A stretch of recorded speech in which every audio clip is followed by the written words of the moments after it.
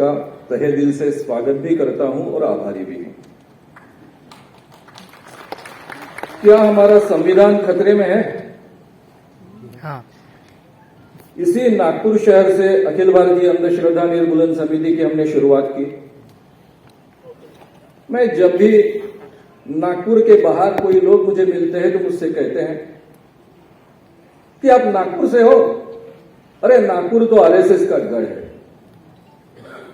राहुल जी ने भी मुझे यही सवाल गढ़ है और वहां से आपने काम शुरू किया। मेरे दिल्ली के कई साथी पत्रकार कहते हैं अरे आप नागपुर से हो, आरएसएस का गढ़ है।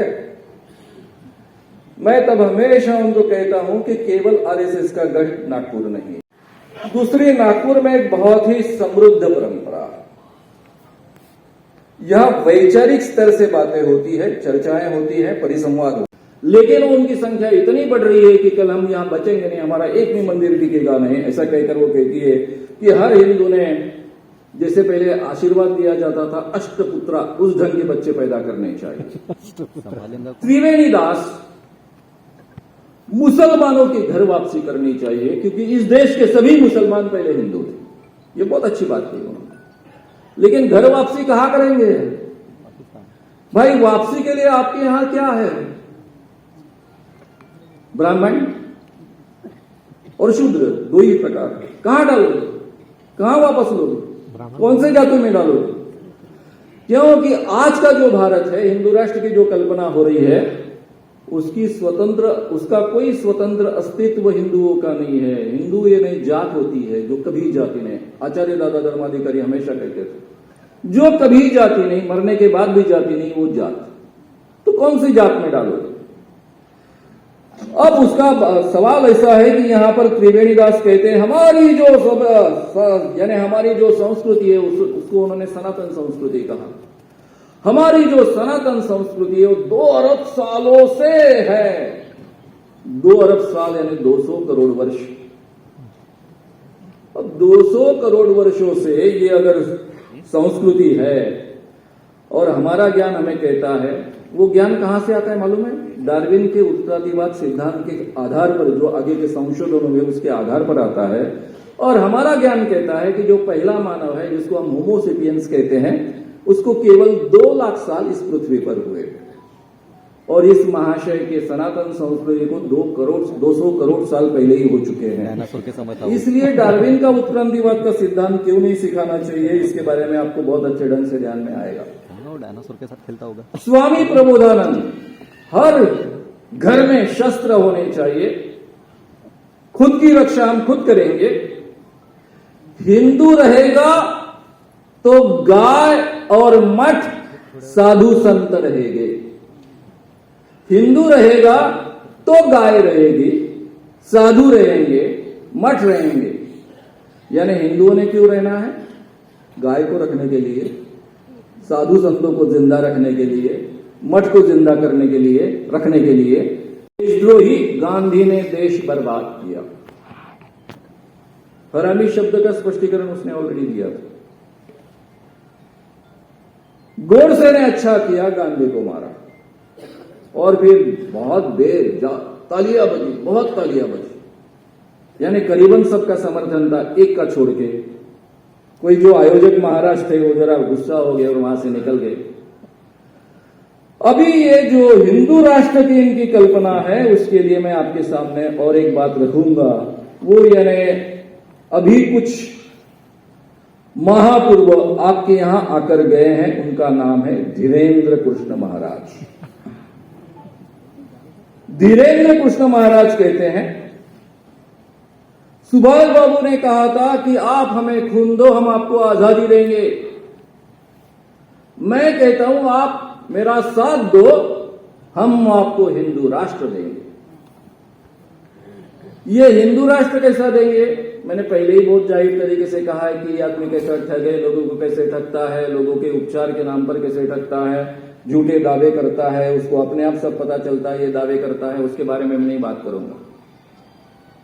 उसका एक वीडियो बहुत प्रसिद्ध है, हर जगह घूम चुका है। एक गरीब आदमी उसके पांव छूने के लिए आया, वो तो उसको भगवान मानता है। पांव छू रहा था तब ये महोदय कहते हैं मुझे छुओ मत, मुझे छुओ मत, दूर रहो, हम ब्राह्मण हैं। 2022-23 की बात मैं कह रहा हूं आपके सामने। आप इमेजिन कर सकते हो कि एक आदमी इतने आधुनिक टेक्नोलॉजी सामने होने के बावजूद ऐसा कह सकता है कि हमें छुओ मत, हम ब्राह्मण हैं। एट्रोसिटी के अनुसार ये गुनाह है। अब उन पर गुनाह दायर करने की तो किसी की हिम्मत नहीं है, करेगा ही नहीं कोई, क्योंकि उनके लिए सब कानून वानून नाम की कोई चीज है ही नहीं। उनका एक बहुत सुंदर वीडियो है, हालांकि लाउरे वीडियो वाला प्रकरण मैं करना चाहता था, लेकिन उसमें समय जाएगा, इसलिए मैंने नहीं किया। आप सब लोग इन वीडियोस को ढूंढ सकते हैं। अमीर आदमी हो तो हमें सब दे सकते हो, हम सब पचा लेंगे, हम जात से ब्राह्मण हैं। ये कौन कह रहा है? धीरेन्द्र कृष्ण महाराज। ब्राह्मण का धर्म है दान लेना, दान देना, यज्ञ करना, यज्ञ कराना, वेद पढ़ना, वेद पढ़ाना। तुम अपना मकान, फ्लैट, बंगला, घोड़ा, गाड़ी, अमीर आदमी हो तो हमें दे सकते हो, हम सब पचा लेंगे। मैं कहता हूं कि वो केवल एक चीज यहां नहीं बोल पाए। जैसा तुम अपना मकान, फ्लैट, बंगला, घोड़ा, गाड़ी, स्त्री, अमीर आदमी हो तो हमें दे सकते हो, हम सब पचा लेंगे। स्त्री को केवल उन्होंने छोड़ दिया, क्योंकि मनुस्मृति ने नहीं छोड़ा है। इसलिए मैं श्लोक भी आपको बाद में बताऊंगा। तो मित्रों, ये धीरेन्द्र कृष्ण महाराज और इन जैसे जो महाराज है, ये इनका हिंदू राष्ट्र है। सनातन संस्था से मेरा पंगा चल रहा है कई सालों से। हालांकि उसके जो संस्थापक है डॉक्टर जे बी आठवले, एक जमाने में मेरे बहुत अच्छे मित्र थे, 95 से 2000 तक। सनातन संस्था सनातन प्रभात में लिखती है, जो प्रमोद जी मुनगाडे ने उल्लेख किया था हमारे 4 मित्रों का, डॉक्टर नरेंद्र दाभोलकर, डॉक्टर गोविंद पानसरे, कलबुर्गी जी और गौरी लंकेश। इन चारों के मर्डर जब हुए तो मैंने बहुत शुरुआत में ही कहा था कि ये सनातन ने ही किए हैं, और पुलिस इन्वेस्टिगेशन में वही बात बाहर आई। लेकिन ये 2008 की बात है, जब बॉम्ब स्फोट हुए थे मुंबई में। गडकरी रंगायतन एक नाट्यगृह है, भावे नाट्यगृह है, और एक पनवेल का सिनेमा थिएटर है, वहां पर ये बॉम्ब स्फोट हुए थे, और हेमंत जी करकरे ने इनको अरेस्ट किया था। उन दिनों में सनातन प्रभात में क्या लिख कर आता था? हिंदू राष्ट्र में लाना है 2022 और 2024 तक लाना है, अभी का वो समय है। ये हिंदू राष्ट्र 4 वर्णों वाला होगा। जब हमारा हिंदू राष्ट्र आएगा तो हम सब पुलिस को, मिलिट्री को, सभी के सभी जजेस को खत्म कर देंगे। जो पॉलिटिकल लीडर्स हमारा साथ नहीं देंगे उनको भी खत्म करेंगे। जो जो हिंदू धर्म के खिलाफ बात करते हैं उनको खत्म करेंगे। केवल उन्होंने खत्म करेंगे ऐसा नहीं कर रहा कहा, तब तो लिखकर बोला था सनातन प्रभात में, लेकिन आगे चलकर उन्होंने 4 मर्डर्स किए, आप सबको मालूम है। तभी से 2005 से मैं कानून के लिए प्रयास कर रहा हूं। मुझे फोन आता था और फोन पर बात की शुरुआत होती थी, मैं सनातन का प्रतिनिधि बोल रहा हूं, तेरी मां कितने मुसलमानों के साथ में सोई है। ये इनकी संस्कृति है। दोबारा मैंने ये अनुभव किया जब धीरेन्द्र कृष्ण महाराज का प्रकरण निकाला था। जैसे ही फोन उठाओ, तेरी मां कितने मुसलमानों के साथ सोई है। ये इनकी संस्कृति है, ये इनका कहने का, बोलने का, सोचने का तरीका है। शिवाजी महाराज के बारे में भी जेम्स लेन के बारे में जो कहा गया, या फिर जेम्स लेन के मुंह से जो कहलवा गया, ये उनकी मनोवृत्ति है। और इसीलिए गांधी जी के बारे में भी ये ऐसी बात करते हैं। संभाजी भिड़े जी का ये हिंदू राष्ट्र है। संभाजी भिड़े कौन है आपको मालूम होना चाहिए, मैं बताऊंगा आगे चलकर। मेरे बगीचे के आम खाओ, बेटा होने की गारंटी। ये इनकी विशेषता है। महात्मा गांधी की मां ... आगे का मैं बोल नहीं सकता हूं। मुसलमान मालिक की उपज है महात्मा गांधी। ये इन्होंने अमरावती में कहा, और ये कहने के बाद में जब अमरावती के लोगों ने उन पर केस दायर करने का प्रयास किया, तो हमारे महाराष्ट्र के गृह मंत्री, हमारे राज्य के कर्ता धर्ता देवेंद्र जी फडणवीस ने कहा, क्या कहा? संभाजी भिड़े ये हमारे आदरणीय गुरुजी है। बोला था ये कहते हैं कि महात्मा गांधी मुसलमान एक व्यक्ति की उपज है, डायरेक्टली इस ढंग का आरोप करते हैं। और उसके बाद में हमारे देवेंद्र जी कहते हैं कि संभाजी भिड़े हमारे आदरणीय गुरुजी है। ये कोरेगांव भीमा के आरोपी है, दंगल का उन पर आरोप है, लेकिन उन पर कोई एक्शन अभी तक नहीं हुई। ये इस ढंग के लोग ये हिंदू राष्ट्र के जन्मदाता है, ये पहले आप समझ लो।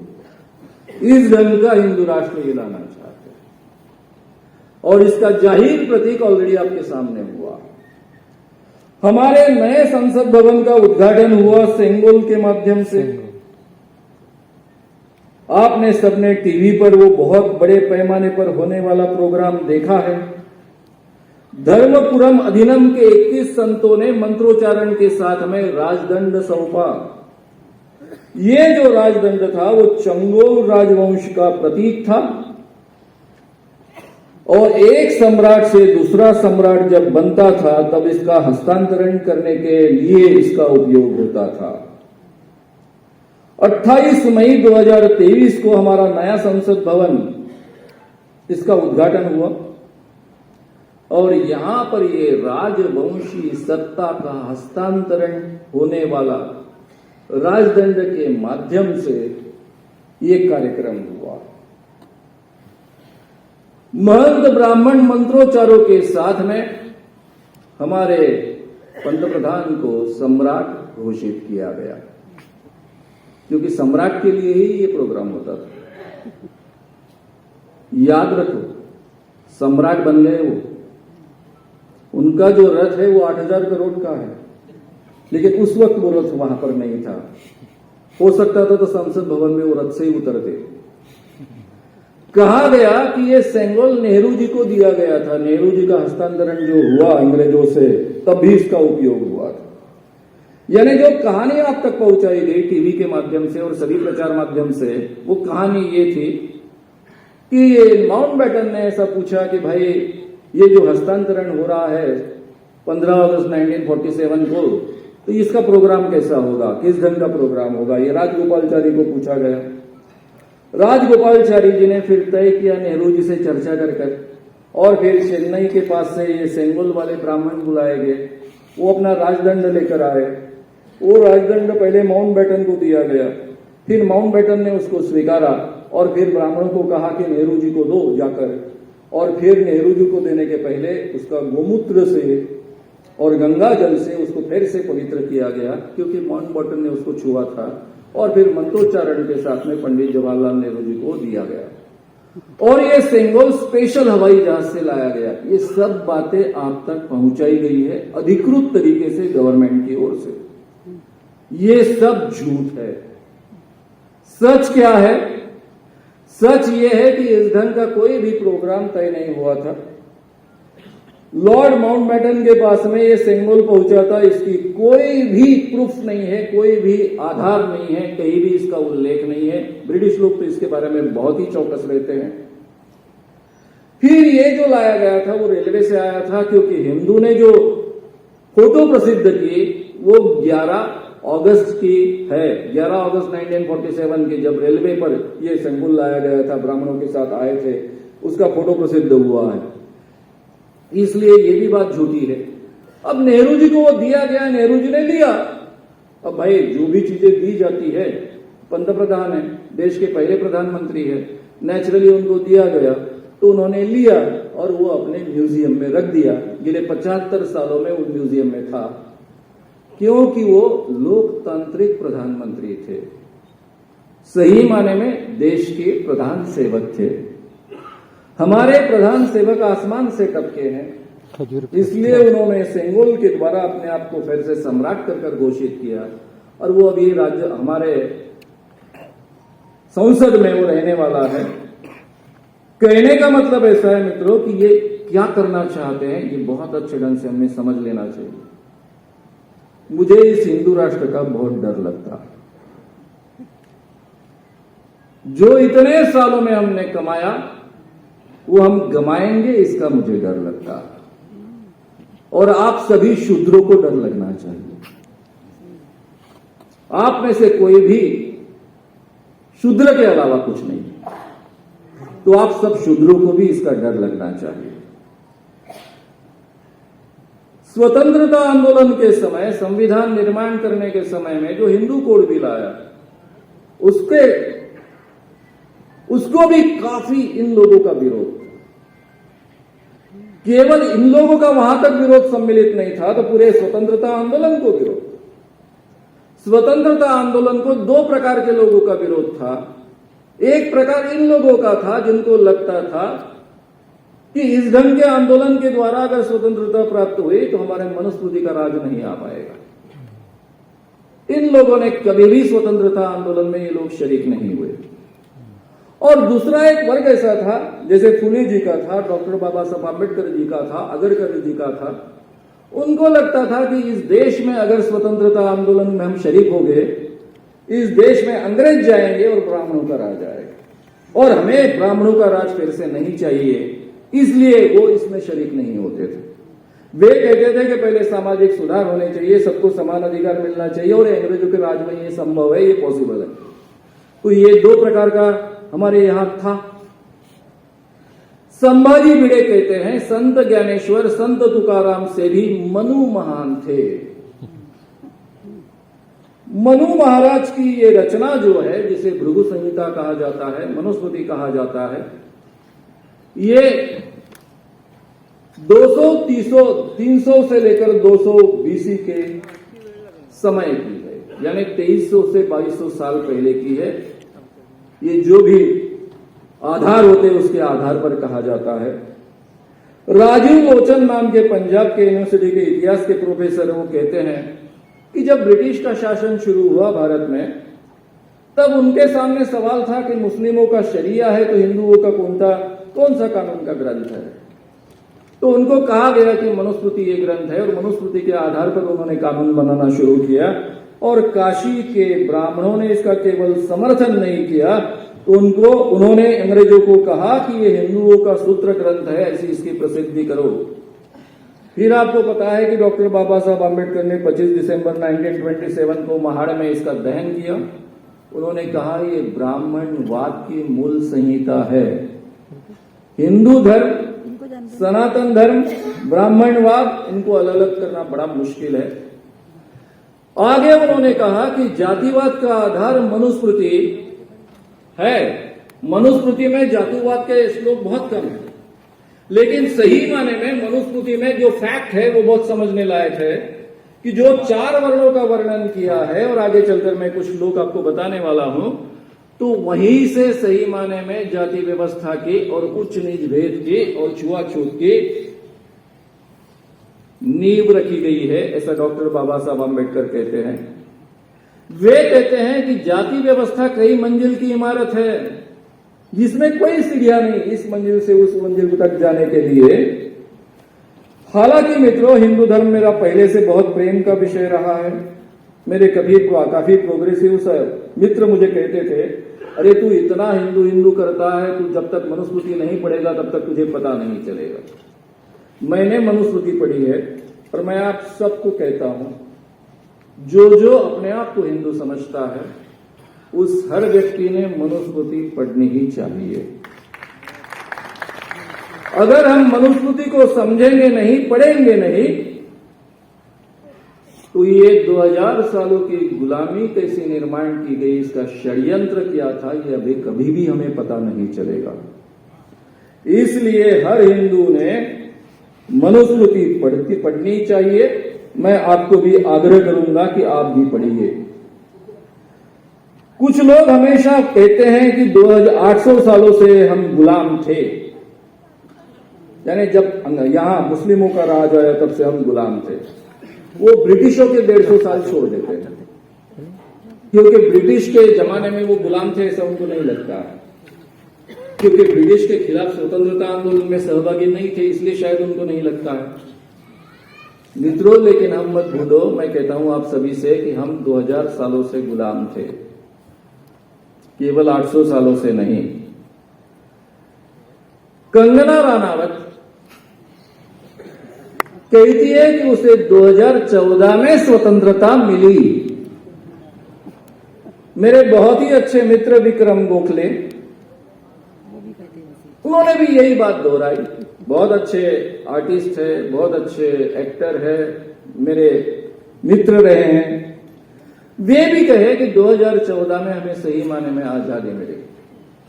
इसका मतलब समझो मित्रों, 2014 में आजादी मिली, इसका मतलब 2014 में फिर से मनुस्मृति एस्टेब्लिश होने की दिशा में हम प्रवास कर रहे हैं।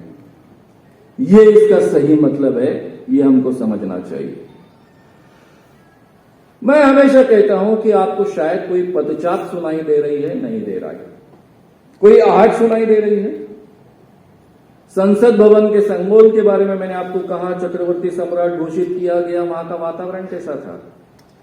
शरीर पर केसरिया वस्त्र, माथे पर त्रिकुंड चंदन और गले में शैव परंपरा से जुड़ी मालाएं पहनकर वेदोक्त मंत्रोच्चारों के साथ में ये सम्राट घोषित किए गए।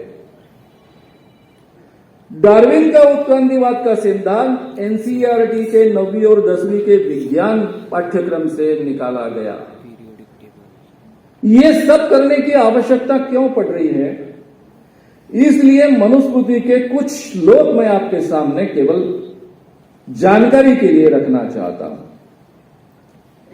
नीच वर्ण का जो मनुष्य अपने से ऊंचे वर्ण के मनुष्य की वृत्ति की लोभवश ग्रहण कर जीविका यापन करे, तो राजा उसकी सब संपत्ति छीनकर उसे तत्काल निष्कासित कर दे। नीच वर्ण ये शब्द इसमें आया। इसी में से ये जो अतिशूद्र जाति का निर्माण हुई, ये माना जाता। अगर कोई नीच वर्ण का मनुष्य ऊंचे वर्ण जैसा कुछ काम करे तो उसकी सभी की सभी संपत्ति छीनकर उसे निष्कासित कर दे। यानी हमेशा कहा जाता था कि वर्ण काम के अनुसार होता है, तो इसका एग्जैक्टली अपोजिट प्रूफ आपको यहां मिल जाएगा। यह है 10वें अध्याय का 95 to 98 तक के श्लोकों का अर्थ। ब्राह्मणों की सेवा करना ही शूद्रों का मुख्य कर्म कहा गया है। इसके अतिरिक्त वह शूद्र जो कुछ करता है उसका कर्म निष्फल होता है। शूद्रों का काम केवल ब्राह्मणों की सेवा करना है, वही कर्म केवल फल देता है। बाकी दूसरों की अगर वो सेवा करेगा तो वो फल नहीं देगा। जिस देश का राजा शूद्र अर्थात पिछड़े वर्ग का है, उस देश में ब्राह्मण निवास न करे, क्योंकि शूद्रों को राजा बनने का अधिकार नहीं है। इसलिए राजा शिवाजी का राज्यारोहण करने के लिए ब्राह्मण तैयार नहीं हुए थे। शाहू महाराज को वेदोक्त मंत्रों का अधिकार देने के लिए तैयार नहीं थे। ब्राह्मण की संपत्ति राजा द्वारा कभी भी नहीं ली जानी चाहिए। यह एक निश्चित नियम है, मर्यादा है। लेकिन अन्य जाति के व्यक्तियों की संपत्ति उनके उत्तराधिकारियों के न रहने पर राजा ले सकता है। यहां स्पेशल रिजर्वेशन दिया गया है कि किसी भी हालत में ब्राह्मणों की संपत्ति राजा भाई थूक दिया, पेशाब कर दिया, इसलिए शिक्षा दी गई, पनिशमेंट दी गई। लेकिन अगर किसी के माध्यम से, शूद्र के माध्यम से अगर अपान वायु निकाले, तब उसकी गूदा को कटवा दे। अपान वायु यानी पादना। पादना किसी के कंट्रोल में, कटवा दे। हमारा कितने बार कट जाता, इमेजिन कर सकते हो? इस पृथ्वी पर ब्राह्मण वध के समान दूसरा कोई बड़ा पाप नहीं है। अतः राजा ब्राह्मण के वध का विचार मन में भी न लाए। यानी किसी भी हालत में ब्राह्मण का वध न हो सकता है। शूद्र यदि अहंकारवश ब्राह्मणों को धर्मोपदेश करे, तो उस शूद्र के मुंह और कान में राजा गर्म तेल डलवा दे। बिल्ली, नेवला, नीलकंठ, मेंढक, कुत्ता, गोह, उल्लू, कौवा, किसी एक की हिंसा का प्रायश्चित शूद्र की हत्या के प्रायश्चित के बराबर है। अर्थात शूद्र की हत्या कुत्ता, बिल्ली की हत्या के समान है। और इस देश में हमेशा शूद्रों की संख्या 70-80% रही है। राजा बड़ी बड़ी दक्षिणाओं वाले अनेक यज्ञ करे, और धर्म के लिए ब्राह्मणों को स्त्री, शुरुआती स्त्री से है, धर्म के लिए ब्राह्मणों को स्त्री, गृह, शय्या, वाहन आदि भोग साधक पदार्थ तथा धन दे। स्त्री भोग साधक पदार्थ कर दे, ये आज्ञाएं हैं मनुस्मृति की। इसी के आधार पर धीरेन्द्र कृष्ण महाराज कहता है कि सब मुझे दे, मैं पचा जाऊंगा, मैं ब्राह्मण हूं। ब्रह्मा के मुख से उत्पन्न होने से और वेद के धारण करने से धर्मानुसार ब्राह्मण ही संपूर्ण सृष्टि का स्वामी है। मित्रों, इस ढंग के कई श्लोक हैं जो केवल असमानता बताते हैं, ऐसा नहीं है, तो बड़े अन्याय करने वाले ये सब श्लोक हैं। इसलिए मैं उसके बारे में ज्यादा आपके सामने पढ़ूंगा नहीं। वहां ये भी श्लोक है कि 10 साल का ब्राह्मण भी सबसे बड़े विद्वान, 90 साल के इतर क्षत्रिय से लेकर हर व्यक्ति से श्रेष्ठ होता है। यहां से सब कुछ है। अब मेरा आपके सामने सवाल ऐसा है कि ये पदचाप आपको क्यों नहीं सुनाई दे रही? डार्विन का उत्क्रांतिवाद का सिद्धांत नहीं निकालेंगे, एनसीईआरटी की किताबें से इसको निकाल दिया, 1800 शिक्षकों ने इसका विरोध किया। अगर बच्चे पढ़ेंगे कि हमारी उत्पत्ति कैसे हुई,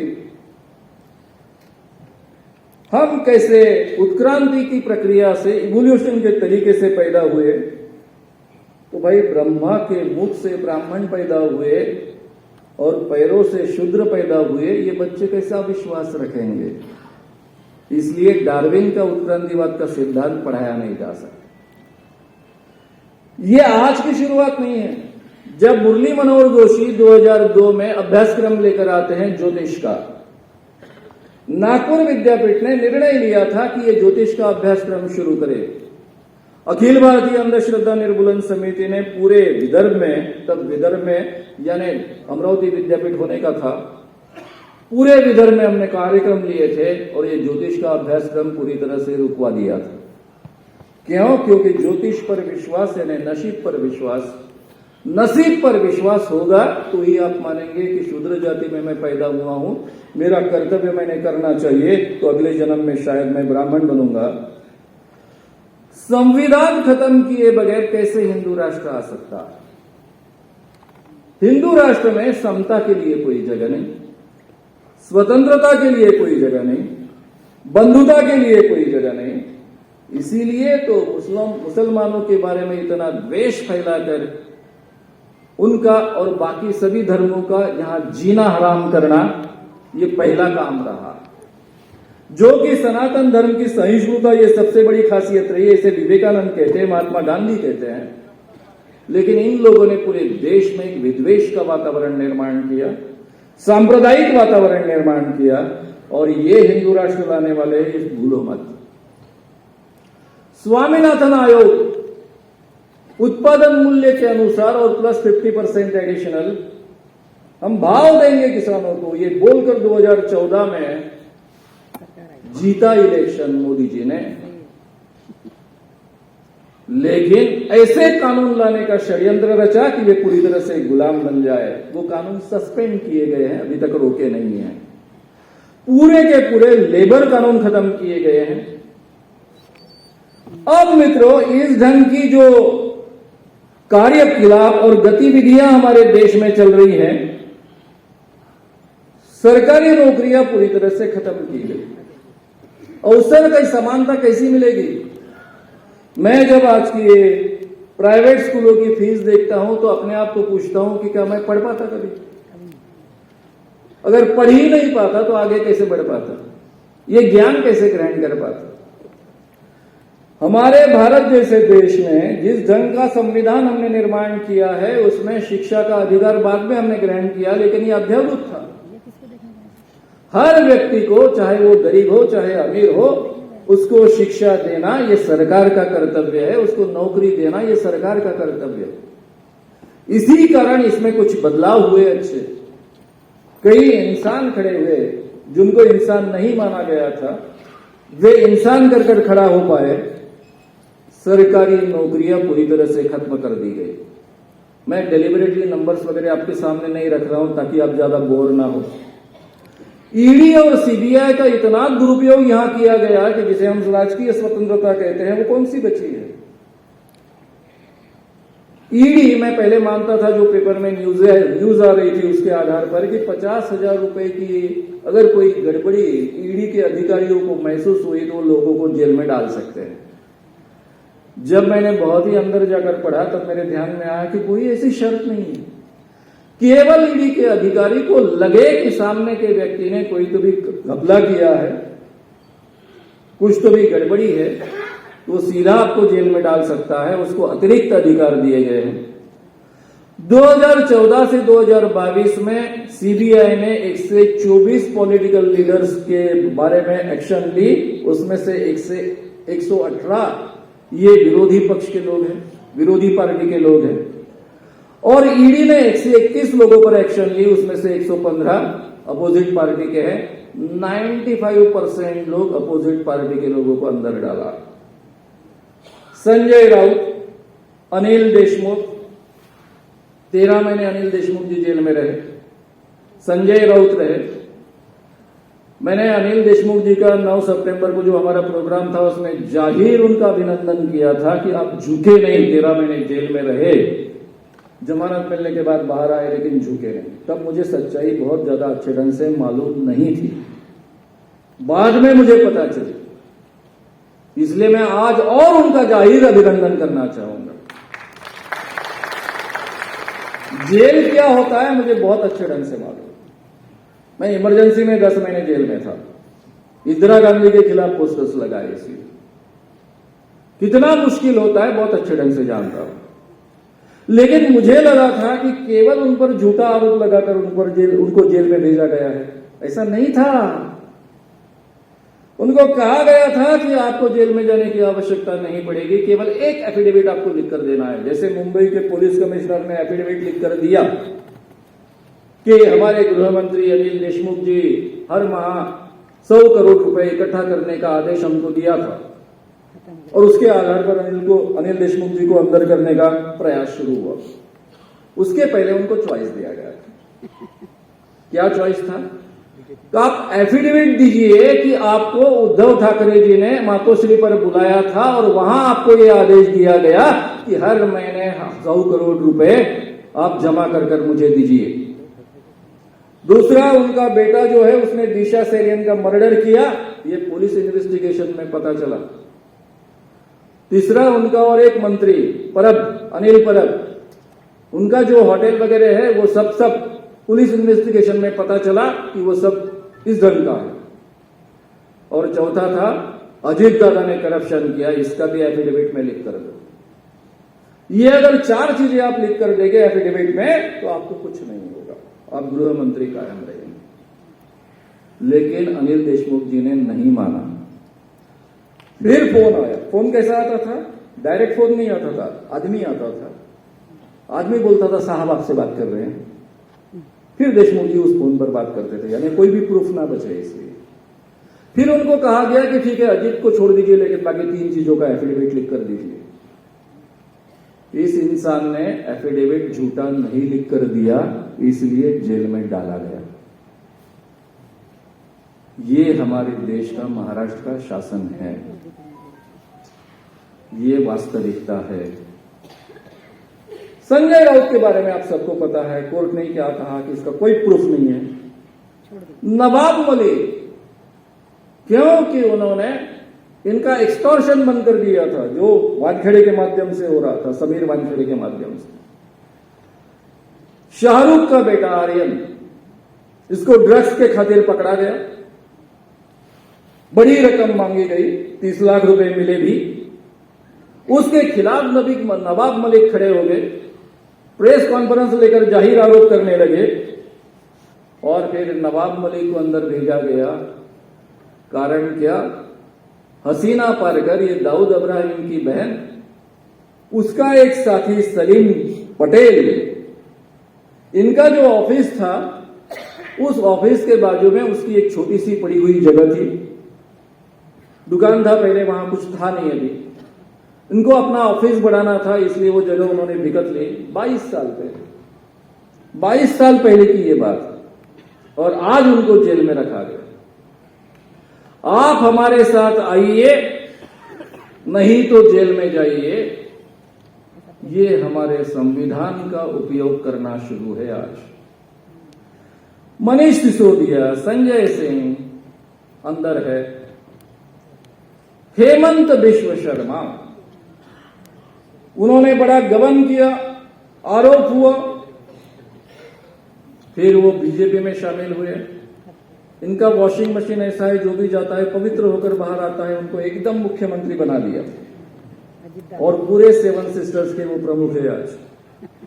नारायण राणे हमारे रोज चिल्लाते हैं, उन पर ईडी की एक्शन हुई, 300 करोड़ का आरोप हुआ, बीजेपी में शामिल हुए, केंद्रीय मंत्री बने।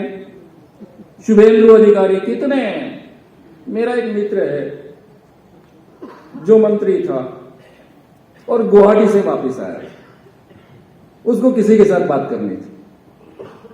वो मुझसे कह रहा था, मानो सर आज हमारे महाराष्ट्र में और देश में लोकतंत्र बिल्कुल बचाएंगे, केवल डिक्टेटरशिप है, ये तुम्हारा ईडी का पेपर।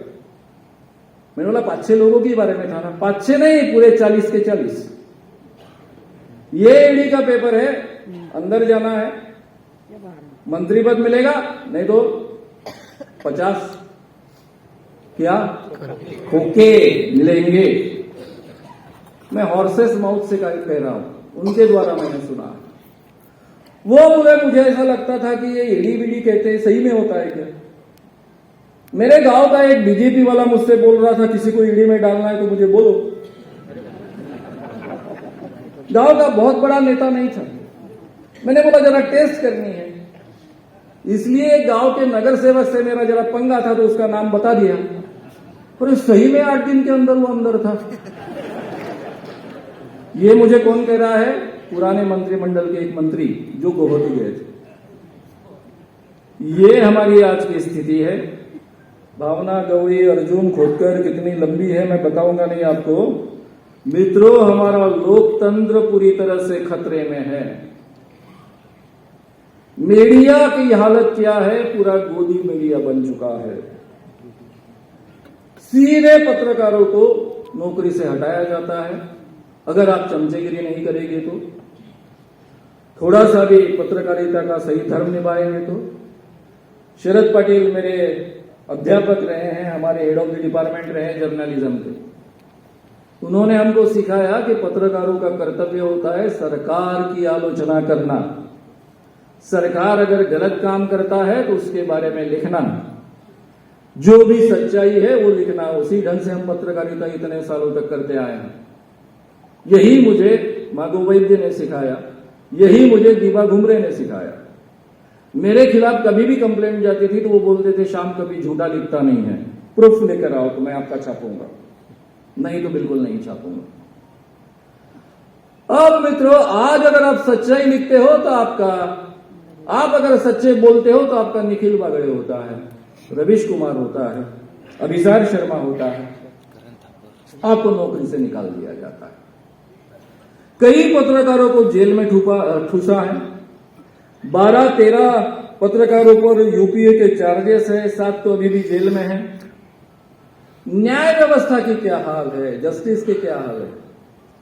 राहुल को डिफेमेशन की केस में 2 साल की सजा हुई। आपको इतना अचरज लगा नहीं लगा मुझे मालूम नहीं, लेकिन मुझे तो इतना अचरज लगा क्योंकि मेरे पर 6 केसेस है, उनमें से 3 खत्म हुए और 3 बाकी है। आज तक किसी के डिफेमेशन, और मैंने तो डायरेक्ट डिफेमेशन किया, राहुल ने तो डायरेक्ट कुछ किया भी नहीं था। 2 साल जेल में भेजे गए। ये न्याय व्यवस्था पूरी तरह से कॉम्प्रोमाइज है। एक बहुत बड़े पार्टी के नेता मुझसे कह रहे थे, मानव साहब क्या बताएं हम आपको, सीधे जजेस को फोन जाते हैं और फोन जाकर सीधा उनको कहा जाता है कि आपको ये करना है, और जजेस के सामने दूसरा कोई पर्याय नहीं होता है। पूरी जुडिशियरी आज के जमाने में कॉम्प्रोमाइज है। प्रशांत भूषण एक जमाने में बीजेपी के साथ में रह चुके हैं। उनके पिताजी बीजेपी गवर्नमेंट में बड़े मंत्री थे। वे कहते हैं कि हर जज की, इवन सुप्रीम कोर्ट के जजेस की और हाई कोर्ट के जजेस की फाइल तैयार है। जो चाहिए उस ढंग से चाहिए जजमेंट, उस ढंग से उनको कहा जाता है आपकी ये फाइल है। अगर वो बहुत ही शुद्ध है और उसके फाइल में कुछ मिलता नहीं तो उसके रिश्तेदार, बेटा बेटी, नजदीक का कोई रिश्तेदार, उसकी फाइल तैयार की जाती है। पूरी जुडिशियरी कॉम्प्रोमाइज है। अभी सुप्रीम कोर्ट के जो हमारे सीजीआई हैं, हमको लगता है उनसे थोड़ी हमको राहत मिलती है। और ये कैसी राहत है? महाराष्ट्र का जो भी सत्ता हस्तांतरण नहीं हुआ, सत्ता को ग्रैब किया गया, पूरा षड्यंत्र रच करके ग्रैब किया गया। इसके बारे में सुप्रीम कोर्ट का क्या निर्णय आया? ऑपरेशन सक्सेसफुल लेकिन पेशेंट डाइड, ये निर्णय रहा। वो इतना ही देख रहे कि इतिहास में मेरा नाम बदनाम ना हो। कम से कम आज के सीजीआई ये देख रहे हैं कि जो भी मैं निर्णय दे रहा हूं वो कानून के तहत होने चाहिए, अपने कॉन्स्टिट्यूशन के तहत होनी चाहिए। लेकिन इनको क्या चाहिए? थोड़ी सहूलियत चाहिए। यही निर्णय सुप्रीम कोर्ट तक के आने वाले हैं, मुझे उसी मंत्री महोदय ने कहा था।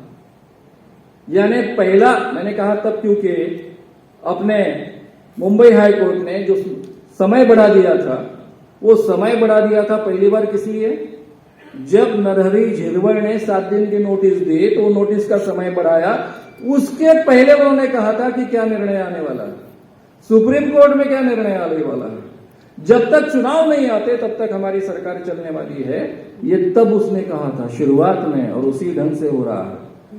तो मित्रों, ये न्याय व्यवस्था भी पूरी तरह से आज के जमाने में कॉम्प्रोमाइज की गई है।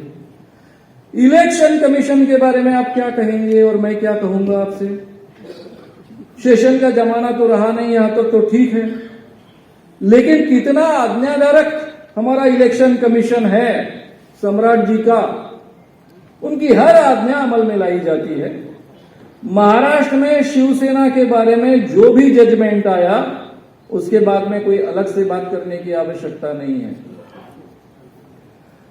मोदी जी जो कहेंगे उसी ढंग से इलेक्शन कमीशन बर्ताव करता है, एक्शन लेता है। सीजीआई ने इसमें सुधार लाने के लिए 2 चीजें की थी।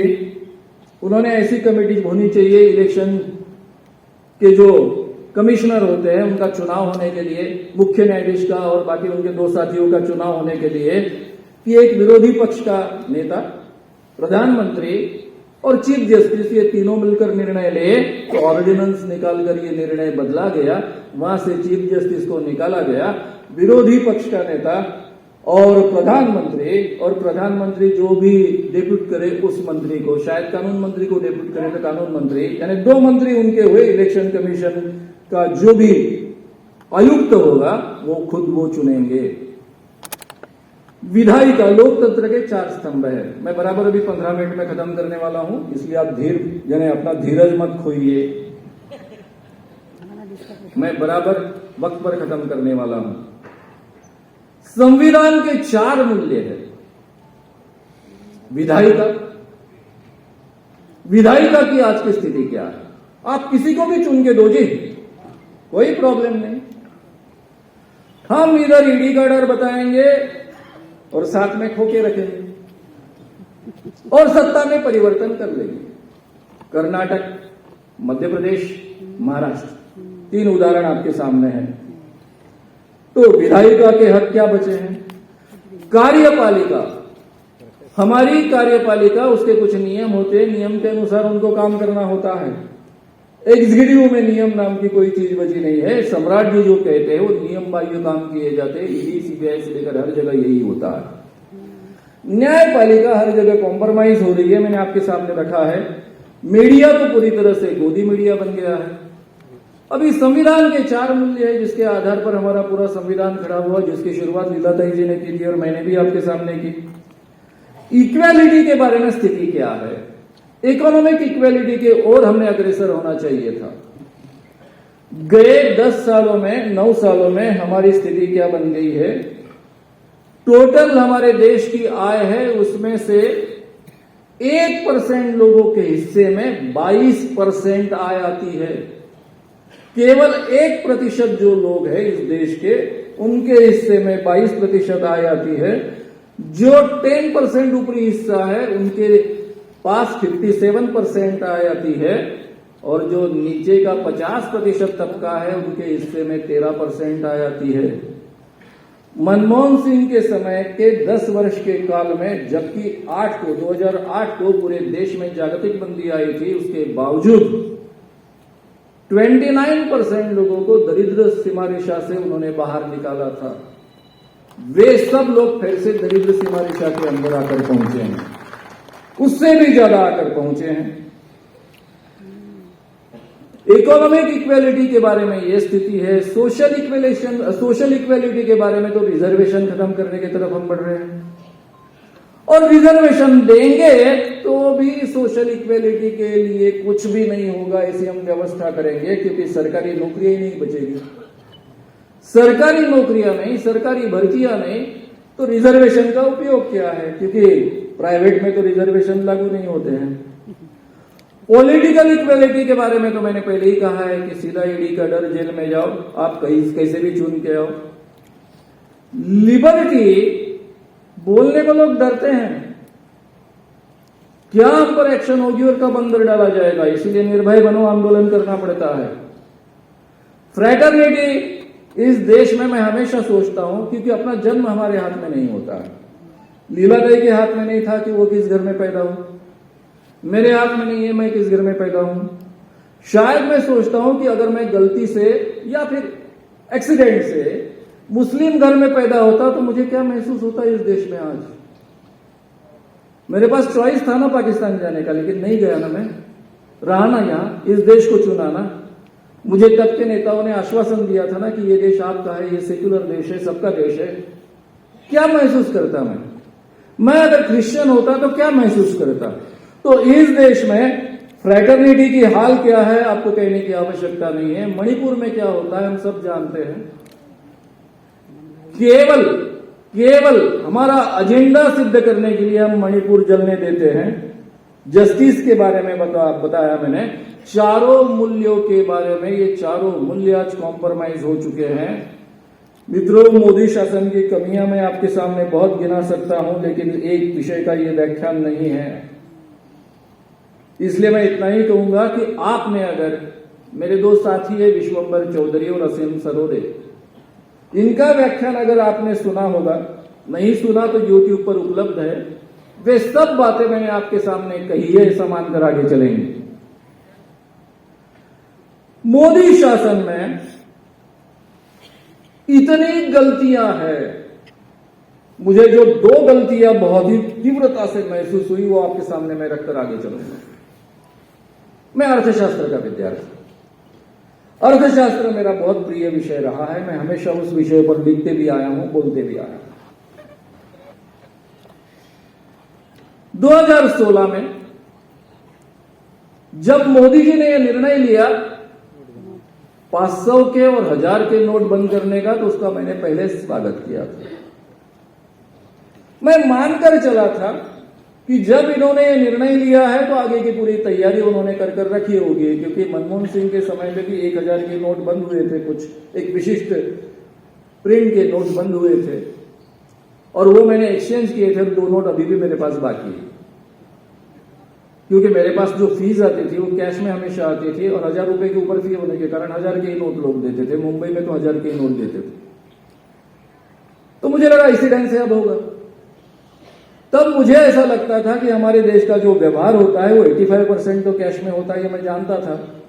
लेकिन तब मुझे पता नहीं था कि 500 और 1000 रुपए की करेंसी 85% है हमारे टोटल करेंसी में, ये मुझे पता नहीं था।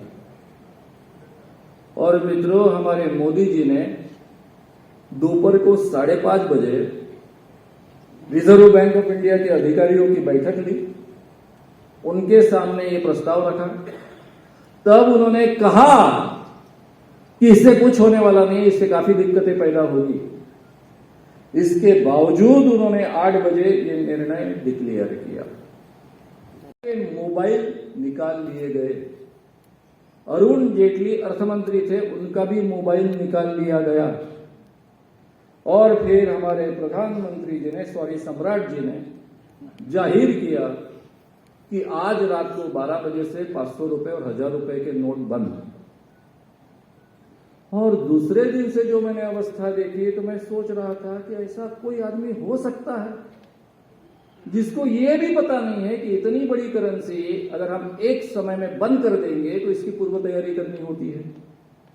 पहले से ये नोट छापकर हर बैंक में पहुंचाए जाने चाहिए। इनकी व्यवस्था ऐसी थी कि नोट पहुंचाए नहीं गए थे बैंक में।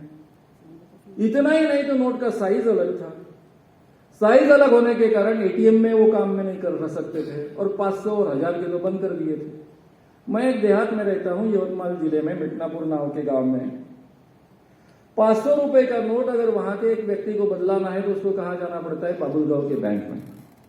उसके लिए 2 किलोमीटर पैदल चलो, वहां से बस से बाबुलगांव स्टैंड तक प्रवास करो। बाबुलगांव स्टैंड से लेकर तो वहां बैंक है जहां पर गांव में, बाबुलगांव गांव में, वहां जाने के लिए रिक्शा करो।